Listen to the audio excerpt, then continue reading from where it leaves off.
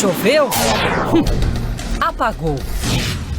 Ministro de Minas e Energia, Alexandre Silveira, se reuniu hoje com o diretor-geral da Agência Nacional de Energia Elétrica, Sandoval de Araújo Feitosa Neto, para tratar do serviço prestado pela Enel em São Paulo, que é uma porcaria. Os dois vão discutir as providências que serão adotadas diante do histórico recente de falhas cometidas pela concessionária na capital paulista e na região metropolitana de São Paulo. Neste momento, ou seja, 3 dias depois das chuvas que atingiram a Grande São Paulo na última sexta-feira, mais de 530 mil clientes estão sem energia. É isso, desde sexta-feira. Acabei de ler uma mensagem aqui de um ouvinte nosso pedindo ajuda, pelo amor de Deus, da Band News FM, porque ele está desde as 19 horas da sexta-feira sem energia elétrica em uma rua Nicolau Gentili. E tem outras tantas mensagens aqui. A Enel não estabelece um prazo para a normalização do serviço, provoca prejuízos aos montes, prejuízos para comércio, famílias, indústrias. Conta tudo pra gente, Ivan Brandão. É o que mais deixa as pessoas indignadas, Sheila, é justamente essa falta de contato. Você não consegue falar com alguém, a orientação da empresa é usar os canais digitais, onde você consegue ouvir de um robô que você não vai ser atendido e que não há previsão da volta. Para ser um pouco mais em relação um pouco mais preciso em relação à previsão de volta, alguns ouvintes da cidade de Cotia receberam mensagens dizendo que a luz deve voltar até quarta-feira. Até quarta-feira. E em Cotia, eles estão sem água também, né? Em alguns bairros, né? Na verdade, muitos bairros, principalmente da Zona Sul da capital paulista e da região metropolitana, Cotia, São Bernardo do Campo, estão sem água também porque a falta de energia elétrica não deixa as bombas funcionar.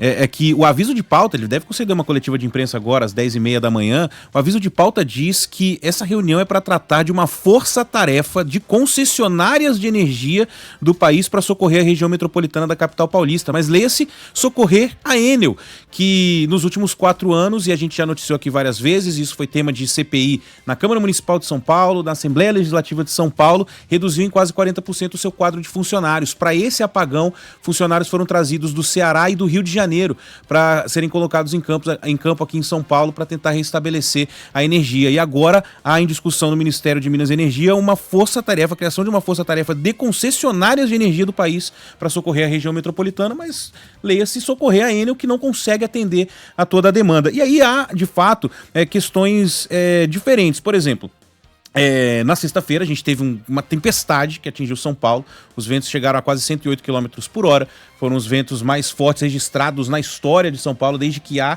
esse registro, e de fato acabou a luz, acabou a energia em vários pontos. A gente naquele momento mais de 2,5 milhões de pessoas estavam sem energia em São Paulo, mas a partir daí não houve mais uma presença da concessionária para que as coisas fossem colocadas nos trinques, vamos dizer assim. Tanto é que agora, você falou, Sheila, 3 dias depois a gente ainda está falando em mais de 500 mil de clientes. Quando a gente fala cliente, a gente está falando do termo que eles usam de unidades consumidoras, a gente está falando de muito mais gente afetada pela falta de energia elétrica. Na capital paulista são 354 mil, outras em Cotia, Taboão da Serra, São Bernardo do Campo, a região metropolitana que segue sem energia elétrica. E de fato há casos que são mais complicados. Há uma árvore que atingiu a fiação elétrica, um poste que caiu, mas há outros relatos de ouvintes. A gente passou o fim de semana inteiro aqui pegando esses relatos de coisas que são muito simples, de uma fase que caiu, um transformador que desarmou e até agora não voltou.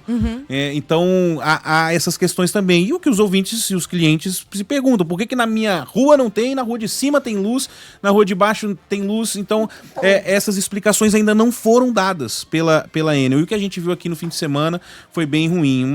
Uma ouvinte nossa falou justamente sobre essa situação da falta do poder público, porque se a Enel não te dá esse retorno, ao mesmo tempo a gente não teve, por exemplo, no fim de semana, a CET, né, a Companhia de Engenharia de Tráfego aqui de São Paulo, organizando os semáforos que saíram do ar. A gente está falando de quase 200 semáforos que pararam de funcionar em São Paulo no sábado. E aí eles mesmos, Carla, a gente tem aí a Rina Helena, ouvinte que conversou conosco aqui na Band News FM. Eles mesmos lá tiveram que improvisar um cone para poder sinalizar que ali tinha uma árvore caída e que aquilo ali poderia gerar um acidente.